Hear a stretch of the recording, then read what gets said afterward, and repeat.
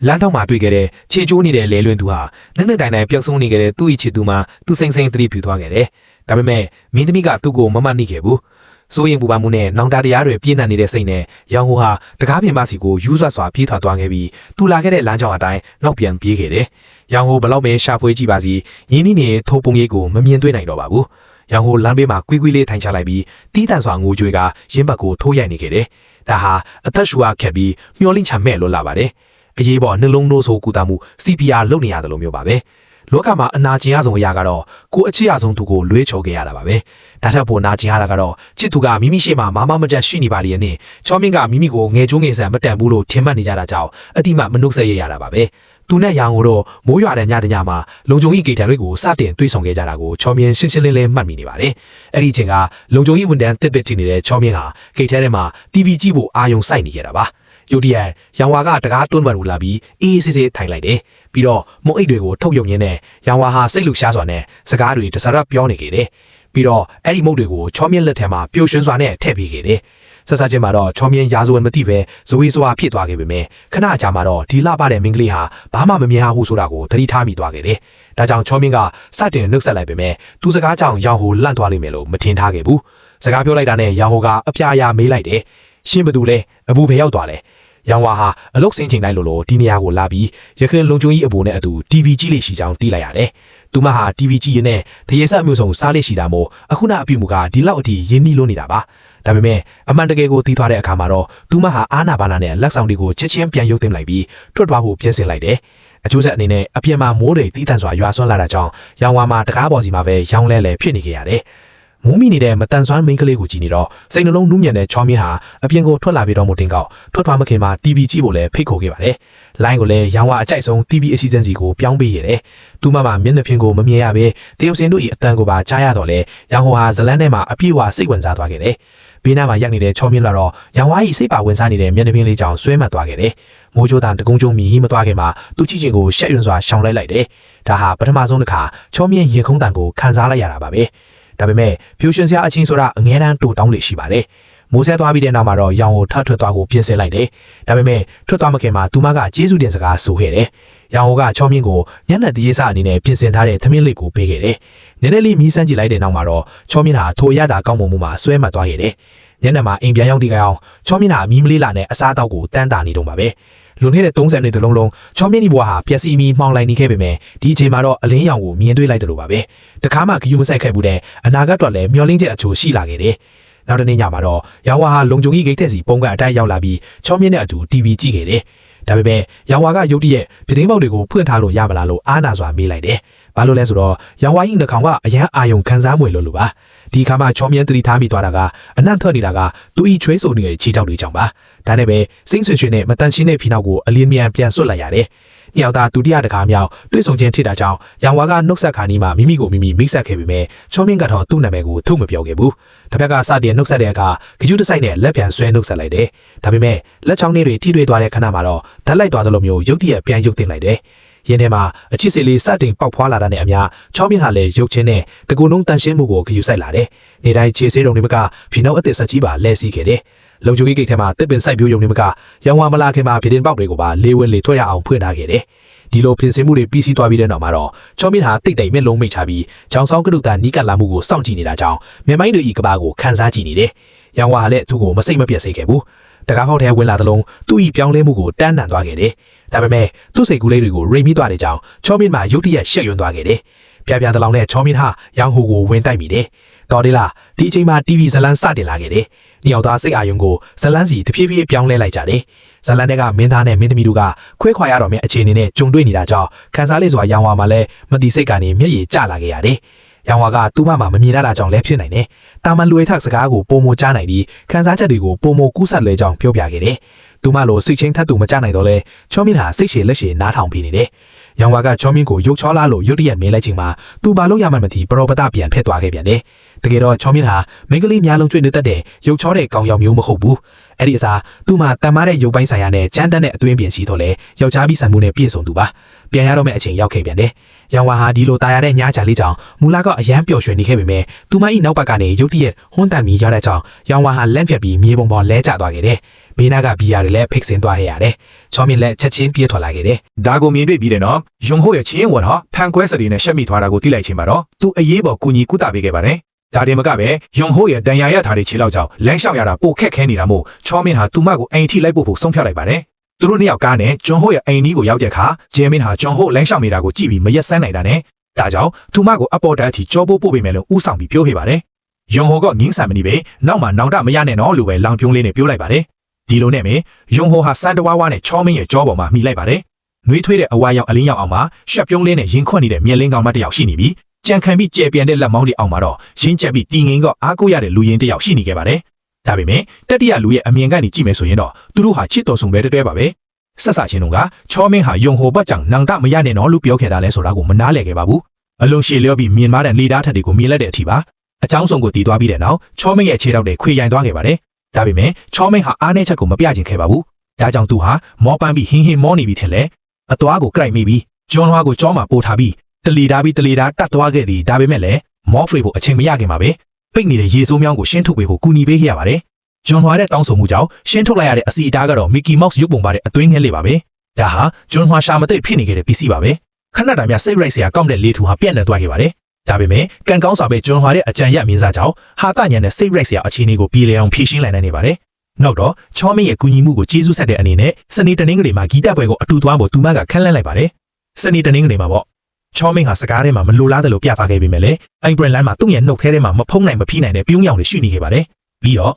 ့ယွန်ဟွာလည်းတီချင်းတွေကိုအလွန်ပင်တန်ဖိုးထားခဲ့ပါတယ်ဒါကြောင့်သူမဟာစပင်းပုံစံတစ်ပြုတ်လုပ်ပြီးစကတ်တစ်ကိုဝစ်ဆင်ခဲ့ပါတယ်ချင်းဆိုးထားတဲ့ရမှာပေါ့မလိန်တာကြာနီးဖြစ်တဲ့မိတ်ကပ်တွေကိုလိမ့်ချခဲ့ပါတယ်မစွတ်တာကြာပြီးဖြစ်တဲ့ရေမွေးကိုလည်းစွတ်ထမ်းလိုက်ခဲ့ပါတယ်ဒါပေမဲ့သူမရဲ့ရုပ်ပုံကိုသူမမမြင်နိုင်တာကြောင့်ယွန်ဟွာဟာနည်းငယ်လေးပိုလုံအောင်ပြင်ဆင်မိသွားခဲ့ပါတယ်ဒါပေမဲ့ချောမင်းကတော့ဒါကိုချစ်စရာကောင်းတယ်လို့ထင်ခဲ့ပါတယ်ဒီလိုပဲအချစ်ဆိုတာလူတွေကိုရုပ်ပိုင်းဆိုင်ရာချိုးရွေ့ချက်တွေကိုဥပက္ခပြုစေနိုင်တာပဲဖြစ်ပါလိမ့်မယ်ဒါတင်မကပါဘူးဂီတပွဲမှာလူတိုင်းဂီတကိုခန်းစားနေကြတဲ့အခါမှာချောမင်းရဲ့မျက်လုံးနဲ့ရင်ခွန်ထန်းတွေဟာယွန်ဟွာစီမှာပဲရှိခဲ့ပါတယ်မိဘမေအနေနဲ့သူဟာပထမဦးဆုံးအချိန်မှာဘုရားသခင်ရဲ့ကောင်းကြီးပေးကိုရရှိလိုက်တယ်လို့ခန်းစားခဲ့ပါတယ်ဒါမှမဟုတ်ရင်တော့ဒီလိုချစ်စရာကောင်းဒီလှပတဲ့ကောင်းမတစ်ယောက်နဲ့ဘယ်လိုလုပ်တွေ့ဆုံနိုင်မှာမလဲပြီးတော့ယွန်ဟွာလည်းဒီနေ့လိုမျိုးပျော်ရွှင်ခဲ့ရတာကြားပါပြီဂီတပွဲအပြီးမှာဂျွန်ဟွာဟာသူမအကြိုက်ဆုံးထိတဲ့အသားခင်းဆိုင်စီကိုချောမင်းကိုဥဆောင်ပြီးခေါ်သွားခဲ့ပါတယ်အစချင်းတုန်းကသူတို့နှစ်ယောက်ဟာဟိုအကြောင်းဒီအကြောင်းတာမန်ပဲစကားပြောနေခဲ့ကြပြီမြဲစူဂျူနင်းငယ်တောက်ပြီးတဲ့နောက်မှာတော့ဂျွန်ဟွာဟာချောမင်းရဲ့အသိကိုရုတ်တရက်မေးမြန်းလိုက်ခဲ့ပါတယ်ဒါကြောင့်ဂျွန်ဟွာဟာချောမင်းကိုအသိအကြောင်းကိုစတင်မေးမြန်းခဲ့ပြီမြဲ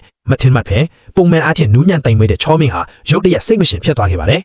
ယ်သူဟာယွန်ဟွာကိုအေးဆက်တဲ့သဘောထားနဲ့တောင်တတိပေးလိုက်ပါသေးတယ်တခြားသူကိစ္စတွေမှာဝင်မရှုပ်ဖို့ပါမူလကယွန်ဟွာဟာနရှိနဲ့ဆက်ဆံရေးတွေကနေတယောက်နဲ့တယောက်ပို့ပြီးနီးကပ်ချင်တာပါပဲဒါပေမဲ့ချောမင်းရဲ့တုံ့ပြန်မှုကြောင့်ယွန်ဟွာကိုကျဲမှထန်းချောင်းတဲ့လူတွေနဲ့ခင်မင်းရင်းနှီးခွဲမရှိဘူးလို့ရုတ်တရက်ခန်းစားလိုက်ရစီပါတယ်ဒီလိုနဲ့ romantic ဆန်တဲ့ချင်းတွေဟာစကားများရန်ဖက်နဲ့အဆုံးသတ်ထရပါတယ်ဒီနောက်ပိုင်းကစပြီးဂျွန်ဟွာဟာလုံခြုံရေးကိစ္စကိုတခါမှပြန်မလာတော့ပါဘူးသူတို့နှစ်ယောက်ရဲ့ခဏတွေ့ဆုံမှုဟာလည်းကြက်တွေကြပင်ဖြတ်တန်းသွားတယ်လို့ခဏတာမီးပွင့်ထွက်သွားမှအတိတ်စီလိုက်ငွင်းတက်ခဲ့ပါတယ်ချောမင်းဟာသူ့ရဲ့အမားကိုအမြန်တတိယသွားပြီးမြဲလေဒါကိုပြောပြီးတဲ့နောက်မှာဒူနှစ်ယောက်ကြာဆက်ဆံရေးကိုဘယ်လိုပြေလည်အောင်လုပ်ရမလဲမသိခဲ့ပါဘူးသူ့ရဲ့ရိုးရှင်းတဲ့ခန်းစားချက်ဆိုင်ရာနားလည်မှုနဲ့ပေါ့ဒါကြောင့်သူဟာတငယ်ချင်းတွေကပဲအကူအညီတောင်းနိုင်ခဲ့ပါတယ်ဒါပေမဲ့သူ့ရဲ့နှစ်ရှည်လန်းတငယ်ချင်းဟာပထမအချိန်မှာသူ့ကိုအားမပေးခဲ့တာယုံတယ်မကပဲချောမင်းကိုပြင်းပြင်းထန်ထန်ပြန်မေးခွန်းထွက်ခဲ့ပါတယ်ဘာကြောင့်၄နှစ်လုံးလုံးအဆက်အသွယ်မလုပ်ခဲ့တာလဲဆိုတာကိုပါချောမင်းပေးခဲ့တဲ့အဖြေကတော့သူဟာထောင်မှာ၄နှစ်နဲ့၃လကြာနေခဲ့ရတာဆိုတာပါ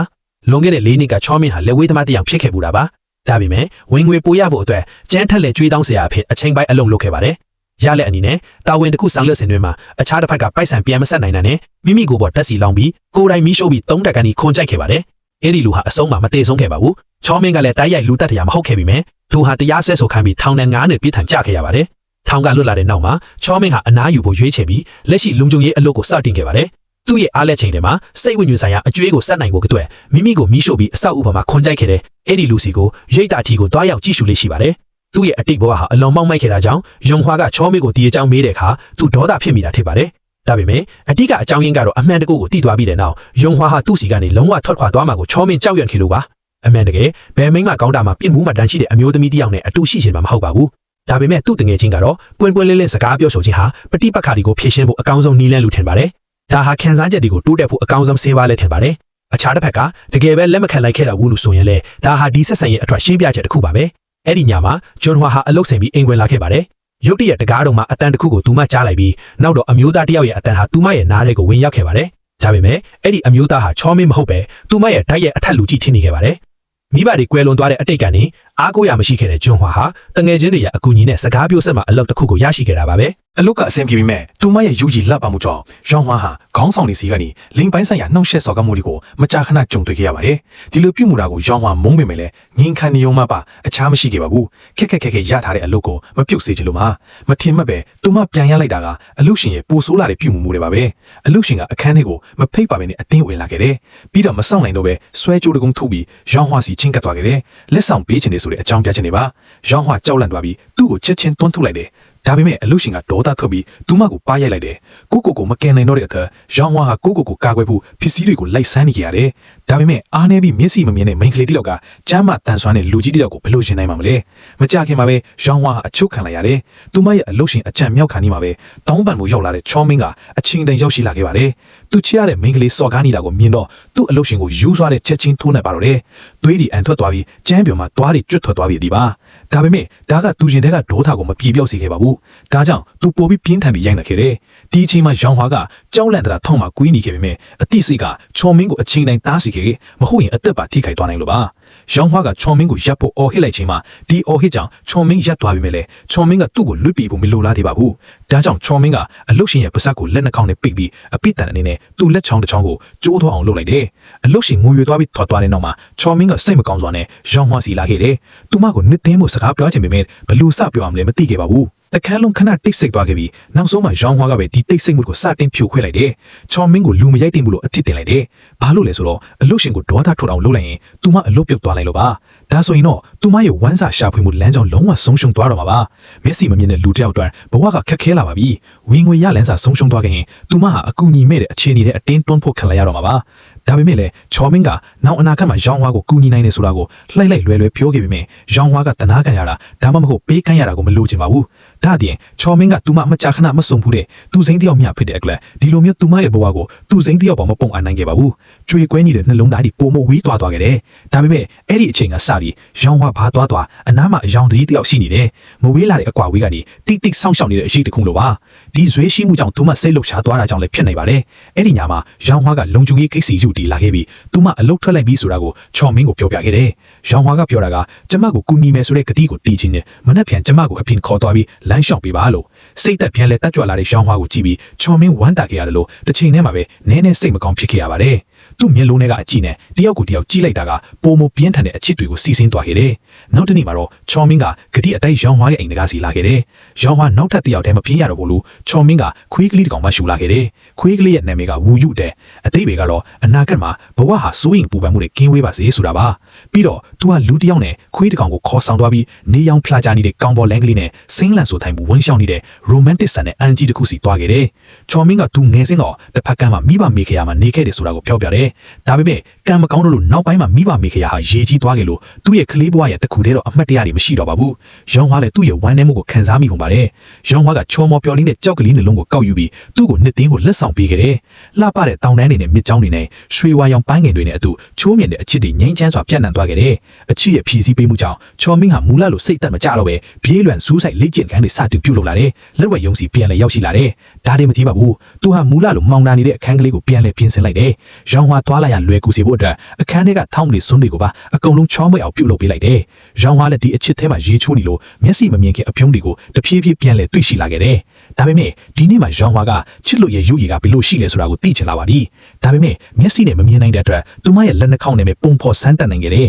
တတိုင်တိုင်ဆသွားနဲ့မွန်းလဲပဲနေအောင်ကြီးကပတင်းပုတ်ကနေဖြာချသွားပြီးအနီးမျက်နှာချင်းဆိုင်နေတဲ့လူနှစ်ယောက်ရဲ့မျက်နှာပေါ်မှာအလင်းပြန်နေတယ်အချစ်ရဲ့အငွေ့ထားဒီကရွှေဝါရောင်နူးညံ့တဲ့အလင်းတောင်းတွေနဲ့ဖုံးလုံးသွားခဲ့တယ်မျက်စိရှိမှမှောင်တာနေစေကရောင်ဟွာရဲ့ရင်ထဲမှာတော့အလင်းတွေနဲ့ပြည့်နေသွားခဲ့တယ်အချစ်ဆိုတာကအေကန်မှုလောကရဲ့ဒုက္ခတွေကိုကယ်တင်ပေးနိုင်တဲ့အကောင်းဆုံးစေတစ်ခါပါအဲ့ဒီနောက်မှာသူတို့ဟာအခြားသူတွေအားကြရမယ့်အချုံဆုံးပျော်ရွှင်တဲ့ဘဝကိုပိုင်ဆိုင်ခဲ့ကြတယ်ဒါပေမဲ့ရောင်ဟွာမသိခဲ့တာကပိုင်ဆိုင်ရှာဖို့ဆိုင်ကလေးတစ်ခုဖွင့်ပေးနိုင်ဖို့ချော်မင်းကအသေးလဲလက်ဝဲယုံဒီမှာဖလိုင်းဆိုင်မိခဲ့တာပါအချင်းချင်းနိုင်ပေမဲ့အချင်းချင်းမှာပဲသူအညိုမတန်းကားတွေရခဲ့ရတယ်တခါရောင်ဟွာကလက်နဲ့စမ်းမိသွားလို့သူမကိုစိုးရိမ်မသွားစေချင်လို့အဲ့ဒီနောက်မှာချော်မင်းကတင်ငယ်ချင်းတယောက်ကိုဓာတ်နဲ့အညိုမတန်းကားတွေကိုကြိုတင်လိဖြည့်ခိုင်းတယ်ချော်မင်းနဲ့အချစ်ဟာအမြဲတမ်းပြင်းထန်လွန်လာတယ်ဒါပေမဲ့တိတ်ဆိတ်လွန်လာတယ်က ကံကောင်းတာကြောင့်ရောင်ဝါကဒီအချစ်ကိုအလားခံမခံခဲ့ဘူးသူ့ရဲ့နှလုံးသားနဲ့အမြဲတမ်းအလိုက်တီးတုံ့ပြန်ပြီးခဲ့တယ်ဒါပေမဲ့ကံကြမ္မာဟာလူတွေကိုအမြဲတမ်းစောင့်နှောက်ရတာကြိုက်တတ်တယ်မင်းပျော်ရွှင်နေတယ်လို့ခံစားတဲ့အချိန်မှာအမြဲတမ်းပြင်းထန်တဲ့ထိုးနှက်ချက်တစ်ခုကိုပေးတတ်တယ်ဒီနေ့မှာတော့ရောင်ဝါကကွေလွန်သွားတဲ့သူမရဲ့မိဘတွေရဲ့အယိုးဖျားစီကိုချော်မင်းကိုခေါ်လာခဲ့ပါတယ်ဘာလို့လဲဆိုတော့ရောင်ဝါကသူတို့လက်ရှိပတ်သက်မှုကိုမိဘတွေစီမိတ်ဆက်ဖို့လိုအပ်တယ်လို့ခံစားလို့ပါဒါပေမဲ့ချောင်းဝါကသူ့မိဘတွေတွေ့ဆုံခဲ့ရတဲ့အကြောင်းရင်းကိုပြောပြနေရင်စိတ်ပေါ်ပါသွားပုံရချိန်မှာတော့ချောမင်းဟာရုတ်တရက်အစိုးမရှိတဲ့တောင်းတကိလေသာနဲ့နာကျင်မှုတွေလည်းကြာရောက်သွားခဲ့ပါတယ်။လွန်ခဲ့တဲ့၄နှစ်ကျော်ကကောလိပ်ကျောင်းဆင်းတော်မဲ့ချောင်းဝါဟာမိဘတွေကိုခေါ်ပြီးအထင်ထွက်အပန်းဖြေခဲ့ပါတယ်။မထင်မှတ်ပဲအိမ်ပြန်လာတဲ့ညမှာတော့တကူလုံးမီးတောက်နေတဲ့လူတစ်ယောက်အပေါ်တက်ကနေခုန်ကြတာကိုတွေ့လိုက်ရပါတယ်။အဲ့ဒါကိုကြည့်နေရင်စိတ်လွတ်နေခဲ့တာကြောင့်ချောင်းဝါဟာမျက်နှာချင်းဆိုင်ကလာနေတဲ့ကုံကားကိုမမြင်လိုက်ပဲပြင်းထန်တဲ့ကားတော်တစားဖြစ်ပွားခဲ့ပါတယ်။အဲ့ဒီအတော်တစားကသူ့မိဘတွေတေဆုံးခဲ့ပြီးသူ့မျက်စိတွေလည်းထိကြိုက်တန်းရပြီးကွဲသွားခဲ့ရပါတယ်။အဲ့ဒီအချိန်ကစလို့ကျောင်းဝါဟာအမြဲတမ်းအဖြစ်ရှိသလိုခံစားခဲ့ရပါတယ်။ဘာလို့လဲဆိုတော့သူ့ရဲ့ပေါ်ဆမှုကြောင့်ဒီလိုဝမ်းနည်းစရာဖြစ်ခဲ့လို့ပါ။ဒါပေမဲ့ချောမင်းနဲ့တွေ့ဆုံပြီးနောက်မှာတော့သူ့စိတ်တွေအများကြီးပေါ်ပါသွားခဲ့ပါတယ်။ဘာလို့လဲဆိုတော့မိဘတွေကသူ့ကိုအဖြစ်မတင်ဘူးလို့ကျောင်းဝါခံစားရလို့ပါ။ဒါအပြင်မိဘတွေကသူ့ကိုစောင့်ရှောက်နေစေပါပဲ။ဒါမှမဟုတ်ရင်ဒီလိုကောင်းတဲ့လူတစ်ယောက်ကသူ့ရဲ့ကြေကွဲစရာဘဝတွေကိုရောက်ရှိလာစရာအကြောင်းမရှိပါဘူး။ဒါပေမဲ့သူမသိခဲ့တာကတော့မီးလောင်နေခဲ့တဲ့အဲ့ဒီလူဟာချောမင်းအကျွေးတောင်းပေးနေကြလူတစ်ယောက်ဖြစ်နေခဲ့တာပါ။ပြီးတော့ချောမင်းလည်းအဲ့ဒီကားတော်တစားကိုအပေါ်တက်ကနေကြည့်နေသူဖြစ်နေတာပါဒီမတိုင်ခင်မှာချောမင်းဟာကျောင်းဝါကိုအမောင်ကျနေတဲ့ဘဝတွေကိုအလင်းရောင်တန်းလေးလင်းလာပေးခဲ့တဲ့အတွက်အမြဲတမ်းကျေးဇူးတင်နေခဲ့တာပါဒါပေမဲ့သူ့ရဲ့အမောင်ထူးကြောင့်လည်းတောက်ပနေနိုင်ခဲ့တဲ့ကျောင်းဝါရဲ့ဘဝမှာမဆာဆေးနိုင်တဲ့အကွက်ထင်းကျန်သွားလိမ့်မယ်လို့မထင်မှတ်ခဲ့ပါဘူးချောမင်းဟာမိမိကိုခွင့်မလွတ်နိုင်ခဲ့ပါဘူးနောက်အနာဂတ်မှာကျောင်းဝါကိုဘယ်လိုရင်ဆိုင်ရမှန်းလည်းမသိတော့ပါဘူးသူ့ရဲ့ခံစားချက်အားလုံးကိုတဲအိတ်ပေါ်မှာပဲပောက်ကွဲထုတ်လိုက်ရပါတော့တယ်ဒါပေမဲ့နောက်ဆုံးမှာတက်တိမွေးပြီးပြဿနာကိုရင်ဆိုင်ဖို့အိမ်ပြန်လာတဲ့အခါမှာတော့အိမ်မှာဘယ်သူမှမရှိတော့တာကိုတွေးလိုက်ရပါတယ်ကျမ်းပေါ်မှာဖြစ်စဉ်နေတဲ့အစားအစာတွေကပဲကျောင်းဝါမေတော်တစားတစ်ခုခုနဲ့ကြုံတွေ့လိုက်ပြီဆိုတာကိုကြောက်ပြောက်နေတယ်လို့ပါပဲ။ကံကောင်းစွာနဲ့ပဲနောက်ဆုံးမှာစိုးရင်တာမလိုအပ်ပဲကျောင်းဝါပြင်းထန်တဲ့ဒဏ်ရာရောက်ရှိခဲ့ခြင်းမရှိပါဘူး။ချောင်းမင်းဆေးရုံကိုအပြေးလွှားရောက်ရှိတဲ့အခါမှာတော့သူမဒဏ်ရာကိုဆေးကုသမှုခံယူနေပြီဖြစ်ပါတယ်။ဒါပေမဲ့ဆရာဝန်ကချောင်းမင်းကိုအခြားအမှန်တစ်ခုပြောပြခဲ့ပါတယ်။တလအတွင်းတယောက်ယောက်ကမြက်ကင်လွှာလူဒန်းတို့မဟုတ်ဝယ်ယူပေးနိုင်ရင်ကျောင်းဝါမျက်အမြင်ပြန်ရနိုင်တယ်။မဟုတ်ရင်တော့သူမထာဝရမျက်မြင်ဖြစ်သွားပါလိမ့်မယ်။ဒါကိုကြားပြီးတော့မှချောင်းမင်းဟာအရန်စိတ်လှုပ်ရှားသွားပြီးကျောင်းဝါခွဲစိတ်မှုခံယူဖို့မျက်ကင်လွှာဝယ်ပေးမယ်လို့အတင်းတက်ခိုက်ပြောခဲ့ပါတယ်။ခွဲစိတ်မှုခံယူဖို့ပေါ့ဒါပေမဲ့ချောင်းဝါကဒီအဆိုဘူးကိုပြက်ပြက်တတညင်းပယ်ခဲ့ပါတယ်အမှန်တော့ချောင်းဝါဟာသူ့ရဲ့မျက်အမြင်ချိုးရင်းမှုဟာမျက်ကင်လွှာပျက်စီးမှုကြောင့်ဖြစ်တယ်ဆိုတာကိုအမြဲတမ်းသိနေပြီးတယောက်ယောက်ကမျက်ကင်လွှာလူဒန်းမှာကိုစောင့်မျှော်နေခဲ့တာပါဒါပေမဲ့အခုချိန်ထိဘာအဖြေမှမရရှိခဲ့ပါဘူးပိုက်ဆံနဲ့ဝယ်လို့ရနိုင်တာအမှန်ပေမဲ့လည်းတာမန်လူတယောက်အနေနဲ့အဲ့ဒီလောက်ကြီးမားတဲ့ကုန်ကြစည်ကိုမတတ်နိုင်ပါဘူးပြီးတော့ချောင်းမြင်ကိုပိုက်ဆံကမတုံးစစေချင်တာကြောင့်လက်လျှော့ဖို့ပဲရွေးချယ်ခဲ့တာပါဘာပဲဖြစ်ဖြစ်သူမဟာမျက်မြင်ဘဝနဲ့ဖြည်းဖြည်းချင်းကျင့်သုံးလာနိုင်ပြီဖြစ်ပါတယ်ဒါပေမဲ့ချောင်းမြင်ကတော့သဘောမတူနိုင်ပါဘူးချောင်းဝါကိုအနက်ရှင်းဆုံးချစ်မြတ်နိုးတာကိုအသာထားလို့အတိတ်ကအကျစ်ရှိစိတ်တွေကလည်းသူ့ကိုပြန်လဲပေးဆက်ခြင်းစိတ်ဖြစ်ပေါ်လာစေခဲ့ပါတယ်ဒါကြောင့်ချောင်းမြင်ကသူ့မှာစုဆောင်းခွေတွေရှိတယ်လို့လိန်ညာခဲ့ပြီးချောင်းဝါကိုစိတ်အေးချမ်းစွာကူးတာမှုခံယူစေခဲ့ပါတယ်အဲ့ဒီနောက်မှာတော့ပိုက်ဆံရှာဖို့အတွက်သူ့ရုံးမတငယ်ချင်းတယောက်နဲ့အတူမြေအောက်လောက်ဝက်ပြိုင်ပွဲတွားထိုးဖို့ကိုသဘောတူခဲ့ပါတယ်ဒါပေမဲ့စုချေးရဲ့တဝက်ကိုကြိုတင်ထုတ်ပေးဖို့ကောင်းစင်နေပါဒီလိုပိုက်ဆံရလာတဲ့ချောင်းမြင်ဟာချောင်းဝါကိုစံတရှိသမျှဆေးရုံပို့ပေးခဲ့ပါတယ်မခွဲခွာမီနှစ်ယောက်သားလက်ကိုတင်းတင်းကြပ်ကြပ်စုပ်ကင်ထားကြပြီးချောင်းဝါကပြန်ထွက်လာတာနဲ့ချောင်းမြင်ကိုချက်ချင်းမြင်ကျင်တယ်လို့ပြုံးရွှင်စွာပြောခဲ့ပါတယ်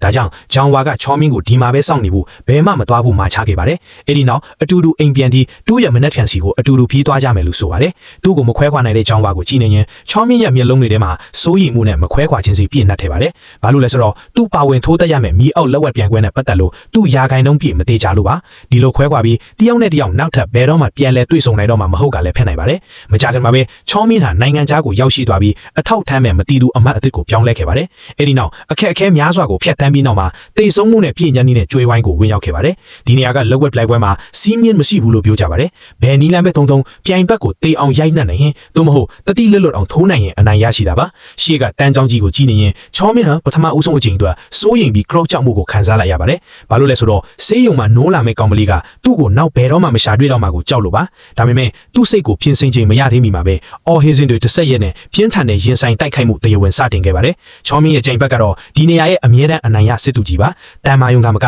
ထိုးချက်တွေကလည်းအရန်ရက်ဆက်လာပါတယ်ပြင်းထန်တဲ့တိုက်ခိုက်မှုအချီအတော်များစွာအပြီးမှာတော့ချောင်းမင်းဟာဖြည်းဖြည်းချင်းအရေးနှိမ့်လာခဲ့ပြီးပြိုင်ဘက်ရဲ့ကျမ်းပေါ်မှာကျိန်ဖန်များစွာလဲကျအောင်ရိုက်နှက်ခဲ့ရပါတယ်ရှုံးနှိမ့်လူနီမှာလည်းထောင်းလဲနေတဲ့ပြိုင်ဘက်ကနောက်ဆုံးမှာအသက်အန္တရာယ်ရှိတဲ့အမားတစ်ခုပြုလုပ်လိုက်ပါတယ်ချောင်းမင်းဟာအခွင့်ကိုချက်ချင်းအယူလိုက်ပြီးသူ့ရဲ့နောက်ဆုံးခွန်အားကိုတုံးပြီးပြိုင်ဘက်ကိုအပြတ်ထောက်ထိုးနှက်လိုက်ပါတယ်ဒါပေမဲ့သွေးနဲ့မျက်နှာနဲ့လဲလှယ်လိုက်ရတဲ့ဒီအောင်မြင်မှုဟာရှုံးနှိမ့်သူကို ဒေါသထွက်စီခဲ့ပြီးကျွေးဝိုင်းကထွက်လာတဲ့မကြခင်မှာပဲချောမင်းဟာအရှိန်နဲ့မောင်းလာတဲ့ကားတစ်စီးနဲ့တိုက်ခိုက်ခြင်းကိုခံလိုက်ရပါတယ်။အဲဒီနောက်အေးသက်ဆက်နေတဲ့ဓာတ်တစ်ကြောင်းကသူ့ခန္ဓာကိုယ်ထဲကိုပြင်းထန်စွာထိုးဝင်သွားခဲ့ပါတယ်။ကားဇန်တန်ဟာလည်းဖြည်းဖြည်းချင်းတိုးညင်းပြောက်ကွယ်သွားခဲ့ပါတယ်။တန်းကောင်ရရဲ့အမောင်ကျနေတဲ့လမ်းမကြီးဟာတိတ်ဆိတ်မှုနဲ့ပြန်လဲကျရောက်သွားပြီးချောမင်းတယောက်ထဲသာအေးဆက်နေတဲ့ဂျမ်းပေါ်မှာကူရကဲမဲ့ငီးတွင်နေခဲ့ရပါတယ်။သွေးဝင်ခုံချောက်ပြီးတေဆုံးသွားမဲ့အချိန်ကိုစောင့်ဆိုင်ရင်းပေါ့။တေလူမြောက်ပအချိန်မှာချောမင်းဟာကြောင်းဝါကိုရုတ်တရက်တတိရလိုက်ပါတယ်။သူအနက်ရှင်းဆုံးချိမြက်ရတဲ့ကောင်မလေးကခွေးစိတ်ပွဲကဘေးစိမ့်စွာဆင်းလာနိုင်ခဲ့ရလားဆိုတာကိုသူသိချင်ခဲ့တာပါ။ကံကောင်းစွာနဲ့ပဲ ယုံဝါရဲ့ခွေးစိမှုဟာအလုံးအောင်မြင်ခဲ့ပါတယ်ဒါပေမဲ့သူမရဲ့မျက်နှာပေါ်မှာတော့ပျော်ရွှင်မှုအရေးအယံလုံးဝမရှိခဲ့ပါဘူးဘာလို့လဲဆိုတော့သူမကိုစွန့်ခွာမသွားပါဘူးလို့ကတိပေးခဲ့တဲ့အမျိုးသားဟာသူမရဲ့ဘဝတွေကနေအစအနမချန်ပျောက်ကွယ်သွားခဲ့လို့ပါပဲရဲလေတော်မှာဘာချီယာခိုင်မြောင်ရှာမတွေ့ခဲ့ပါဘူးပို့ဆိုးတာကတော့သူတို့နှစ်ယောက်ရဲ့အမတ်တရားတွေပြည့်နှက်နေတဲ့အိမ်လေးဟာဖျက်ဆီးခံရတော့မှာဖြစ်ပါတယ်သူမအလင်းရောင်ပြန်ရခဲ့ပေမဲ့အမောင်တို့တွေကိုလည်းပြန်လဲကြားရောက်သွားခဲ့ရပါတယ်အိမ်ကျောင်းတဲ့နေ့မှာပဲယုံဟာပါဆယ်ထုထုခုံရုတ်တရက်ရရှိခဲ့ပါတယ်အဲ့ဒါကတော့မင်းကလေးစီကတုပါကွင်းလေးအခုပါပဲလက်မနဲ့စာတိုစရာဘာမှမပါရှိပေမဲ့လေဒါချော်မြင်နဲ့သက်ဆိုင်နေတယ်ဆိုတာယုံဟာတေချာပေါက်တီးနေခဲ့ပါတယ်ဒါကြောင့်စာပို့လိုက်တဲ့လိပ်စာစီကိုမနေနဲ့မထိုင်နဲ့တွားခဲ့ပြီးမီးလောင်တန်းရပြီးတဲ့နောက်တိုက်ပေါ်ကနေခုံချခဲ့တဲ့အမျိုးသားကိုသူမှမြင်တွေ့ခဲ့ရပါတယ်ဒါဟာအမှန်တော့ချော်မြင်တမန်ရည်ရွယ်ခဲ့တာပဲဖြစ်ပါတယ်ယုံဟိုခွဲစိတ်မှုမလုခင်တဲ့ညတုန်းကကားသမတော်စားမှုအကြောင်းကိုအမှန်တိုင်းဝန်ခံဖို့ချော်မြင်စွန့်စားခဲ့ပါတယ်ဒါပေမဲ့သူတကယ်ပဲထုတ်ပြောဖို့တတာမရခဲ့ပါဘူးဒါပြင်အမှန်တရားကိုသိတော်ပြီးရင်တော့ဂျွန်ဟိုကမျက်စိကူးတာမှုကိုဆွန့်လွတ်လိုက်မှကိုသူပိုလို့တောင်ကြောက်ရွံ့နေခဲ့တာပါဒါကြောင့်တေချာစဉ်းစားပြီးရင်တော့သူကိုစားအခြားနေတာပဲသူတို့ကအမှန်တရားပြောခိုင်းဖို့ကိုချော်မြင်ဆုံးဖြတ်ခဲ့ပါတယ်ယုံဟာအမှန်တရားကိုသိလိုက်တဲ့အခါသူမရဲ့မျက်လုံးတွေဟာချက်ချင်းหนีရဲဆိုးရွှဲသွားခဲ့ပါတယ်တပြိုင်တည်းမှာပဲသူမရဲ့ဒွေရဖိနေတဲ့ရင်းဘက်ကလည်းဘာဆက်လို့မှမသိအောင်ဖြစ်သွားခဲ့ပါတယ်တစ်ဖက်မှာတော့သူမရဲ့မိသားစုကိုဖျက်ဆီးခဲ့တဲ့တွိုက်ဝိုက်တာလူတသမားဖြစ်နေပြီးနောက်တစ်ဖက်မှာတော့ယာဝင်မရှိကူရမဲ့နေချိန်မှာသူမကိုကူညီခဲ့တဲ့ချစ်သူဖြစ်နေပါတယ်သူမအမုန်းကိုရွေးချယ်ရမလားအချစ်ကိုရွေးချယ်ရမလားလက်စားမှုကိုဆက်လုပ်ရမလားဒါမှမဟုတ်ဆွတ်လွတ်လိုက်ရမလားဆိုတာကိုပါယုံဟာဘာမှဆုံးဖြတ်လို့မရနိုင်ခဲ့ပါဘူးသူမမသိလိုက်မိမှာပဲယုံဟာသူတို့ချော်မြင်တို့ချစ်ကွိုက်ခဲ့ကြတဲ့ကန်ဘေးစီတို့လမ်းလျှောက်ရောက်ပေါ်ခဲ့ပါတယ်အချစ်ကိုကိုစားပြုတဲ့ကြောက်ကလေးတွေကိုကုံတွဲဆော့ကစားနေတဲ့ရင်ရုတ်တရက်ယုံဟာဆုံးဖြတ်ချက်တစ်ခုချက်လိုက်ပုံရပြီးအဲဒီကြောက်ကလေးကိုသူမရဲ့လက်ဝါးထဲမှာတင်းတင်းကြပ်ကြပ်စုပ်ကန်ထားခဲ့ပါတယ်နောက်ဆုံးတော့ဒီပွဲမှာအချစ်ကပဲအနိုင်ရရှိတော့တာပါပဲနောက်ပိုင်းမှာတော့ကျမ်းမာရဲ့လုံးဝပြန်ကောင်းလာခဲ့တဲ့ယုံဟာမှတ်မိထဲမှာချော်မင်းရဲ့ပုံရိပ်ကိုပုံဖော်နိုင်ဖို့အတွက်အိုးလုံငန်းပန်းပူအတက်ကိုစိတ်အားထက်ထန်သိမ်းယူခဲ့ပါတယ်ဒါပေမဲ့သူမဘလောက်ပဲစူးစမ်းပါစေသူမရရှိခဲ့တာကတော့ဝေဝါပြီးအေးဆက်နေတဲ့ရွင်ယုံလေးပဲထည့်ပါတယ်နေ့ဆိုတဲ့အချိန်ဟာမတိလိုက်မီမှာပဲကုံလွန်းသွားခဲ့ပါတယ်သူတို့နှစ်ယောက်ရဲ့မူရင်းအစီအစဉ်အတိုင်းပဲယုံဟာဒေတာရွေးမောက်ဦးတဲ့ဆိုင်လေးတစ်ခုကိုဖွင့်လှစ်ခွာခဲ့ပါတယ်ဆိုင်အခြေဝင်းကမကြီးမားပေမဲ့လည်းဒီကာလာအတွင်းမှာတော်တော်လေးလူသိများခဲ့ပါတယ်သူမရဲ့ပါရမီနဲ့အလှပကြောင့်သူမကိုပိုးပန်းတဲ့သူတွေများစွာရှိပေမဲ့အချိန်တိုင်းမှာယုံဟာကညင်းပယ်ခဲ့ပါတယ်သူမအိမ်တောင်ရှိသွားပြီးထက်တဲ့အတွက်သစ္စာပြူပြီးစိန်လက်စွပ်ကိုပင်ဆွတ်ထားခဲ့ပါသေးတယ်ဘာလို့လဲဆိုတော့သူမရဲ့ရင်ဘတ်အကုန်လုံးကိုချော်မင်းကတင်းပိုက်ထားတာကြာပြီဖြစ်လို့ပါတယ်ချော်မင်းပြန်မလာသေးပြီမဲ့သူတို့နှစ်ယောက်ပြန်ဆုံတွေ့ကြလိမ့်မယ်လို့သူမခိုင်မာမှယုံကြည်နေခဲ့ပါတယ်ယုံဟာတချင်းကမထန်ဆွမ်းတူဖြစ်ခဲ့မှုတဲ့အကြောင်းမတန်ဆွမ်းသူတွေရဲ့ခက်ခဲပင်ပန်းမှုတွေကိုယုံဟာသိရှိနေပါတယ်ဒါကြောင့်အားတဲ့အချိန်တိုင်းမှာဘိုးဘွားရိတ်သာစီကိုတွားပြီးအပျော်လန်းတီလွတ်ဖေးလိရှိပါတ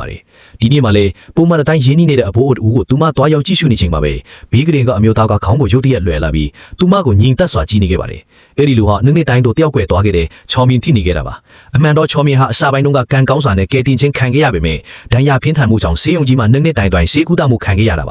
ါပြီးခဲ့တဲ့လက်တော့နဲနေကလေးကဒီဘိုးဘွားရက်တာစီကိုပြောင်းရွှေ့လာခဲ့တာဖြစ်ပါတယ်ဒါပေမဲ့နေ့တိုင်းလွှမ်းဆွနေခဲ့တဲ့ချစ်သူကိုကြည့်ရင်သူဟာမျက်ရည်တွေကိုထိန်းချုပ်ပြီးမျက်နှာကိုဖြည်းဖြည်းချင်းလွယ်ပေးလိုက်ခဲ့ပါတ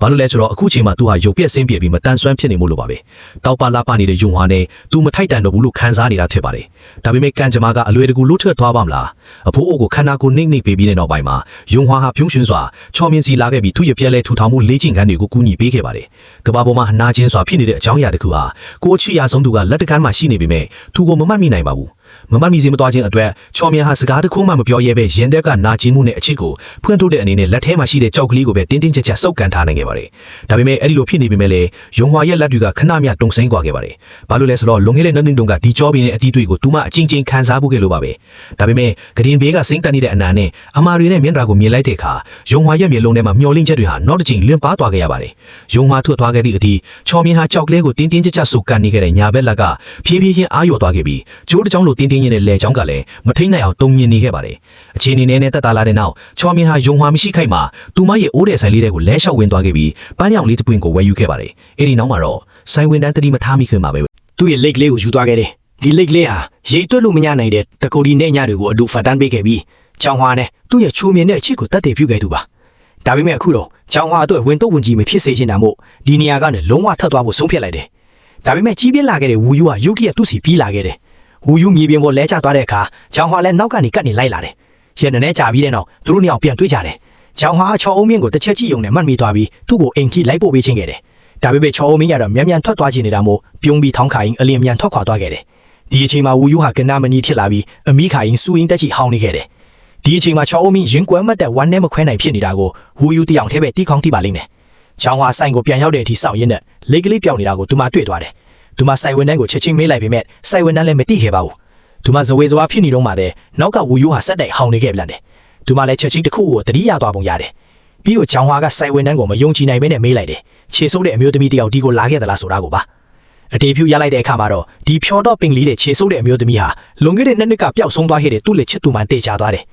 ချောင်းဟာကအခန်းထဲကနေအခင်းကိုပြေးထွက်သွားပြီးသူမလာခဲ့တဲ့လမ်းကြောင်းအတိုင်းပြန်ပြေးခဲ့တယ်သူမလက်တိုက်ထဲမှာဝမ်းနဲ့ရိတ်တွေပြည့်နေတယ်။အော်ဟစ်ထိုကျူးစားခဲ့ပေမဲ့ရှိုက်တန်အနှဲငယ်ပဲထွက်လာနိုင်ခဲ့တယ်။ဒါပေမဲ့လူသွားလာနေကြတဲ့ကြားထဲမှာသူမဘဝကိုအလင်းရောင်ပေးခဲ့တဲ့သူဟာအမောင်ထုတ်ထဲမှာတဖန်ပလန်လေးပျောက်ကွယ်သွားခဲ့တယ်။ဒါပေမဲ့ချောင်းဟာအရှုံးမပေးနိုင်ပဲဆေးရုံစီကိုအလင်းကန်ကားမောင်းသွားတယ်။ဒါပေမဲ့လမ်းခလပ်မှာပဲချောင်းအုံးမင်းဆေးရုံကဆင်းသွားပြီလို့အပြောခံလိုက်ရတယ်။လွန်ခဲ့တဲ့နှစ်ပတ်ကလေးကပါ။ချောင်းဟာကမျောလင်းချက်တွေစိတ်ပြက်ခဲ့ရလို့စိတ်တက်ကြပြီးလမ်းဘေးမှာရက်လိုက်ရတယ်။ဒါပေမဲ့စိတ်ပြက်နေတဲ့အချိန်မှာပဲရင်းနှီးနေတဲ့နေရာတစ်ခုဟာသူမစိတ်ထဲမှာဖြည်းဖြည်းချင်းပေါ်လာခဲ့တယ်။တပြိုင်နက်တည်းချောင်းအုံးမင်းဟာလင်းလာနေတဲ့ကမ်းခြေမှာလီကလေးကိုလွတ်ဖိနေခဲ့တယ်။ရေဆက်ကသူ့ကိုချိရတဲ့ကောင်မလေးကိုဒီလိုနီးနဲ့နှုတ်ဆက်ခိုင်းတာပါ။ဒါပေမဲ့သူပတ်ဝန်းကျင်ကိုကြည့်လိုက်နေလူတော့အရာပါပြောင်းလဲသွားတာကိုဝမ်းနေနေတော့မှပဲချောင်းဟာရဲ့အတန်းဟာတောက်ခနဲ့နှုတ်ကနေထွက်ပေါ်လာတယ်။ဒါဟာအစပြုခြင်းပါ။ချောင်းဟာကချောင်းအုံးမင်းကတိမတီပဲထွက်မသွားတဲ့ဘူးလို့အပြစ်မဲမဲမောင်းမဲခဲ့တယ်။ဒါပေမဲ့သူစကားပြောရင်သူစကားတွေမှာလွမ်းစောမှုတွေပြည့်နေခဲ့တယ်။ပြီးတော့ချောင်းအုံးမင်းလည်းတင်ငင်မှုရဲ့အပြစ်ရှိခြင်းဆိုတဲ့တန်ဖိုးတွေကိုဘေးဖယ်လိုက်ပြီးချစ်သူရဲ့ငိုယိုတန်ကြားမှာသူ့ကိုရင်ခွင်းနဲ့တင်းတင်းကြပ်ကြပ်ဖတ်လိုက်တယ်။ Only user ပြုံးကို director ဆောင်းဤကုန်ကညွှန်ခဲ့သည့်စိုးကြီး7နဲ့ဟန်ရော့ဂျူးတို့ဟာပါဝင်တရုပ်ဆောင်ခဲ့ကြတယ်။နှခုတ်စကိတ်မှာထွက်ချီခဲ့တဲ့အချစ်စလိုင်းမြန်မာစာတန်းထိုးစပြုံးတကားပါ။တိုက်ဆိုင်တွေတိုက်နေတဲ့မျက်စိမကန်းတဲ့ကြောင်ဝါနဲ့အချင်းသားဟောင်းချောင်းအုံးမင်းတို့ဟာတယောက်နဲ့တယောက်တိရှိသွားကြလာကနေချိကွိုက်သွားကြတာပါ။မူရင်းတို့နှစ်ယောက်စလုံးမှာမခန့်ရမစားစရာအတိတ်တွေရှိခဲ့ပေမဲ့တယောက်နဲ့တယောက်အတူရှိပေးရင်ကုတာရင်တဲ့တို့ရဲ့ပျက်စီးနေတဲ့ဘဝတွေကိုပြလက်ဆူဆီးနိုင်ခဲ့ကြတယ်။ချောင်းအုံးမင်းနဲ့ကြောင်ဝါတို့ရဲ့ဆုံတွေ့မှုဟာတယောက်နဲ့တယောက်အထီးခန်းဆုံးအချိန်တွေမှာစတင်ခဲ့တာပါ။တို့ရဲ့ခန်းစားချက်တွေဟာလောကီအခြေအနေတွေနဲ့ဘာမှမဆိုင်ဘူး။ဝိညာဉ်တစ်ခုရဲ့ထပ်တူးချမှုမှာအမြင့်တွေ့ခဲ့တာပါဒီလိုဖြူစင်ခြင်းကရုပ်ဝတ္ထုဦးစားပေးတဲ့လူအဖွဲ့အစည်းမှာစစ်မှန်တဲ့အချစ်ဆိုတာပြင်ပအခွဲတွေကိုခွာချော့လိုက်တဲ့နောက်မှာနှလုံးသားတစ်ခုရဲ့ဆွဲဆောင်ချက်ဖြစ်လာနိုင်တယ်ဆိုတာကိုပြန်လည်ဆင်ခြင်ပါတယ်ကဲဒီနေ့ရဲ့ရုပ်ရှင်မျှဝေခြင်းကိုဒီမှာပဲအဆုံးသတ်လိုက်ပါပြီ like comment နဲ့ forward လုပ်ပေးဖို့ဖိတ်ခေါ်ပါတယ်စိတ်ရှိလက်ရှိကြည့်ရှုပေးတဲ့အတွက်ကျေးဇူးတင်ပါတယ်နောက်တစ်ချိန်ပြန်လည်ဆုံတွေ့ကြဖို့မျှော်လင့်ပါတယ်